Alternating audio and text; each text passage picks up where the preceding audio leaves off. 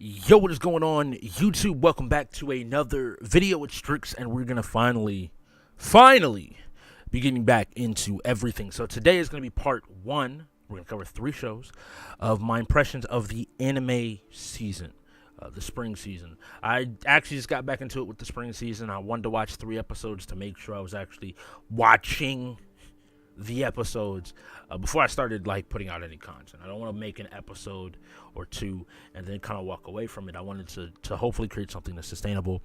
So for this episode, we're going to start talking about what I'm going to say is the old guard, like stuff that I kind of knew I was going to like. Nothing mind-boggling. So only 3 shows, like I mentioned before: My Hero Academia, Food Wars, and then a show that I didn't know I was gonna like, but anybody that knows me and knows my taste in general anime should have had a pretty good feeling that I was gonna enjoy this show, and that was Megalobox. So let's go ahead and get right into it. Let's start with Food Wars. Food Wars, I ended up finishing up season 2, and it was definitely a lot of fun. Food Wars stays entertaining. One thing moving into this season of Food Wars that's been maintained is that Food Wars is truly a continuation anime. They, to me, maybe it just feels this way because of all the stuff that happens in it. They don't feel like they have a lot of recap episodes. They feel like they expect that you've been watching since season 1, and then season 1 built into the second half, and then season 2, and the second half of season 2 built on the first half of season 1, and then season 3, and so on and so forth, where it kind of keeps building on itself.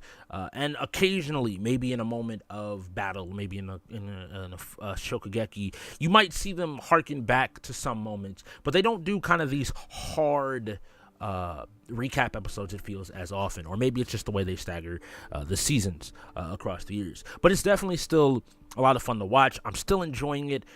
This has gotten me really interested. One thing I did want to highlight is how this part of the season, episodes 13 through 15, seemed to be very much targeted around Erlina. I feel like she is quickly becoming even more so, or being pushed more so in the forefront than even somebody like Yukihira, or Soma, I guess I should say, which is really interesting to me. Down to kind of her being the linchpin of the entire arc that we're in right now.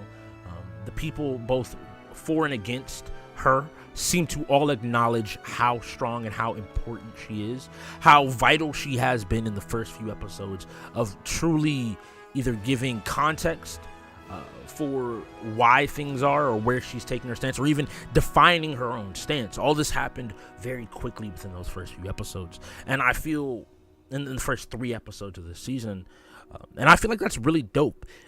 Soma continues to flesh out characters, and I'm getting to a point where it really feels like the story is becoming less and less about Soma's time at the school, and kind of Soma and Erlina's relationship when it combined with cooking, and how that develops with the people around them.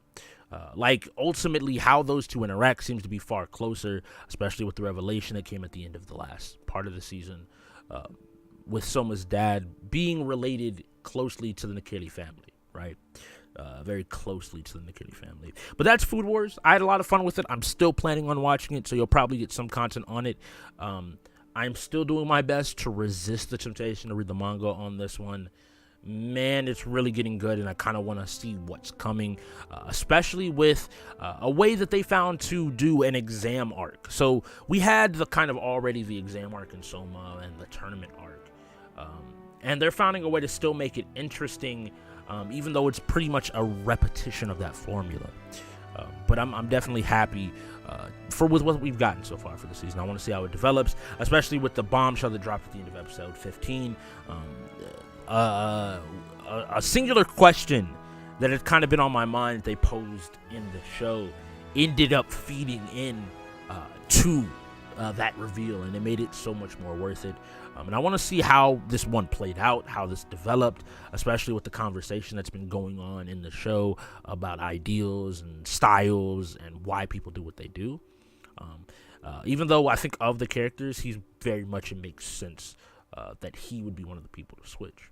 So next up, let's go ahead and get into My Hero Academia. Now, this show This is actually the show that I kind of have to give credit to getting me back into watching anime pretty consistently.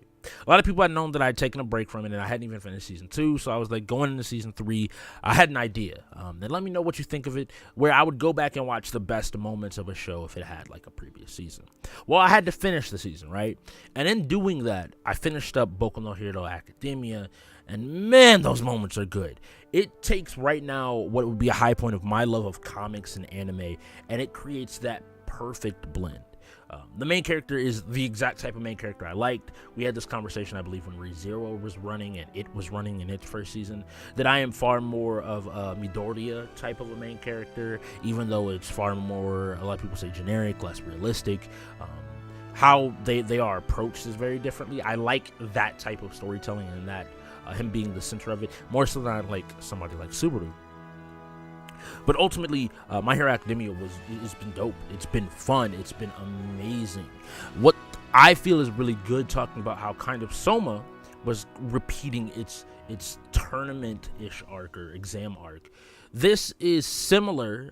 We're on to a very typical shonen arc, the kind of the training camp arc, if you want to call it that. But ultimately, what we're getting is very quickly, what we've had is very controlled sequences so far in Soma, or in My Hero Academia, right?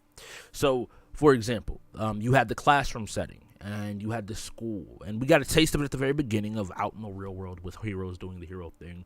Then when they invaded the facility, we got another taste of it. And at the very end of the last season, we got this incredible taste of just how terrifying, exhilarating, passion-filled the world of heroes, villains, vigilantes are, with Stein.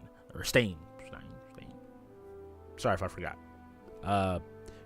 He very much brought this energy to the field of somebody that is incredibly passionate and was likable, whether you were a hero or a villain. That was reflected in the show. So now that we've had an ideal presented, this very strong ideal, we are starting to see more and more glimpses of Midoriya being a hero, right? Of him sticking his nose out there like most wouldn't. Of doing the abnormal thing that makes you extraordinary, right? He is slowly becoming like All Might in that he has the heroic things of what we ideally think of a hero doing. Kind of doing the right thing even to one's detriment a lot of the time. And this new arc seems to have him challenged a bit with more people that were like him or have some connection to him. But at the same time, those like not seeing eye to eye with him, right? The kid, Koda, I believe is his name, that we've met in the recent episodes, is definitely going to be a challenging point for Midoriya. And how he's going to, to me, it's kind of second nature that's part of his tale, is bringing people like Koda around to his side. How he's going to change his mentality, along with the League of Villains becoming far more of a predominant and menacing group that can stand in their own right, that we actually fear and wonder, what are their powers, what are their abilities, how strong are these people they're sending, and will our characters, our fan favorites, actually be able to stand up? I think if I were to give this a very much a comparison to another shonen, I would compare it to the Retrieve Sasuke arc, not in the storyline, but in the idea of we got interesting characters with that are going to probably have very interesting abilities, comparing to very much fan favorites. So that's where we got the Neji fight, and we got Choji, and we got Rock Lee, and all these people able to really show out. That maybe we didn't get a chance to see before. I think we're going to get that. But they all kind of also had to really be tested. This is that real-life experience that 4 people got.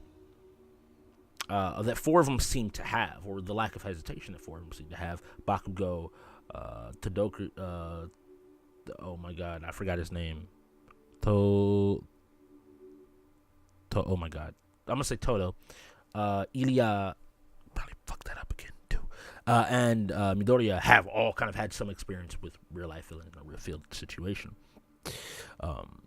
So yeah, that's my feelings on My Hero Academia. Currently number 2 in terms of like my favorite things coming out in the season, and quickly moving its way just into a favorite of mine overall when it comes to anime. Last but certainly not least, this came kind of out of left field, but I wasn't surprised when I heard about it. But man, this show was amazing.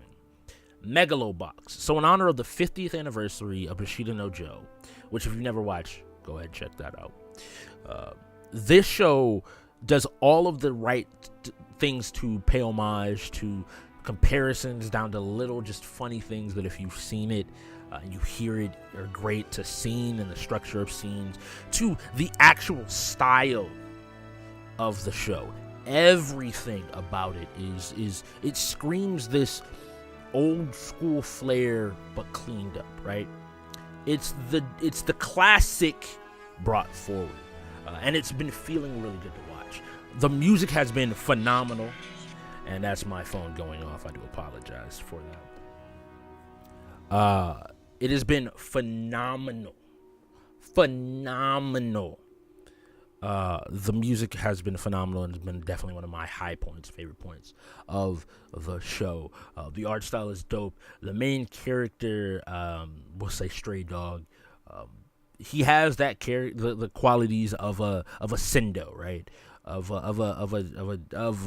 the cocky. I say Sendo because like I just appreciate Sendo as a character, but the cocky main character that just wants to kind of test his skills, which is always great to see in any sports anime, because it's that is the general people that will push themselves the hardest.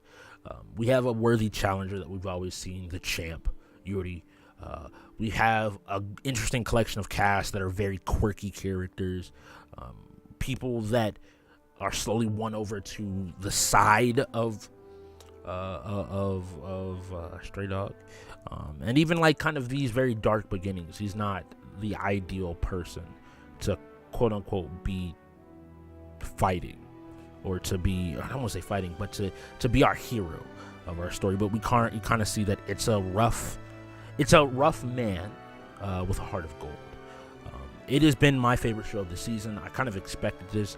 I was actually on the fence about the art style at first, but the more you see it, the more the backgrounds look great, the more the characters look great, the more you feel like you're watching something that could have come out 20, 30 years ago, and it still holds up with its style and the way it handles a lot of its points. The dialogue's been great.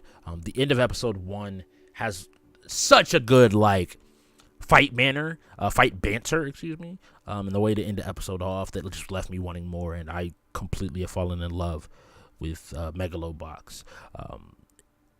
These are 3 shows, if you were wondering, that I would recommend easy this season. They're pretty popular. All 3 are pretty popular shows, so it shouldn't be too surprising. But at the same time, I did want to give these thoughts out. This is part 1. As I catch up on a couple other shows, I'm behind on a few episodes for the other shows that I'm watching. You'll probably get a part 2 and a part 3 to this video.